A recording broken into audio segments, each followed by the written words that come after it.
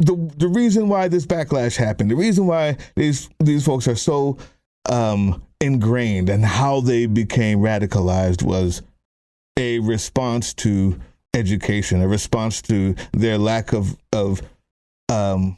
education. It's a way to prove to myself that I never needed an education. Look at Trump.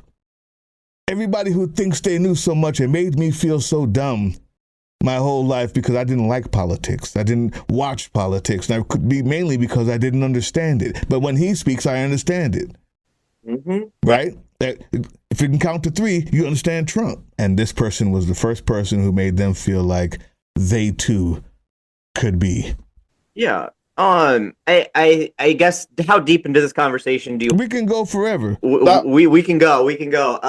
Let's go. So I think, yes, on face value, you're absolutely right. Nobody wants to feel inferior to anybody else, right? Nobody wants to feel less than. And this is the same reason why racism has been such a successful tool in our country, is if you could convince the lowest white dude that he is superior to the highest black man, then, he's going to vote against his own self-interest to keep that sense of superiority.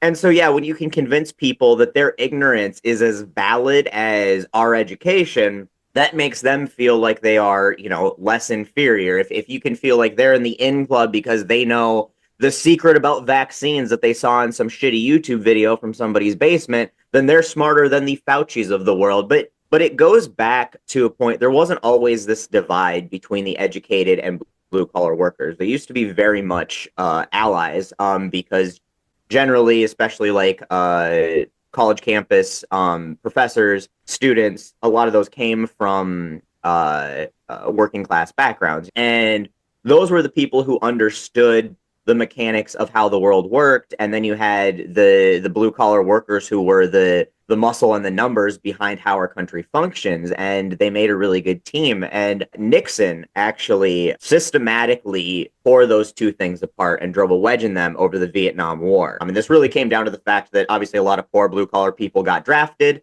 A lot of kids in college avoided the draft because they were in college, and he used that to drive the divide between the intellectual communities and the blue-collar communities, and tied the blue-collar community to identity politics around, hoorah patriotism. And if you were against that, then you were against the soldiers who were dying, friends and sons and brothers and all those people who didn't have a choice and they had to go. And that made, the intellectuals the enemy. Music a bubble.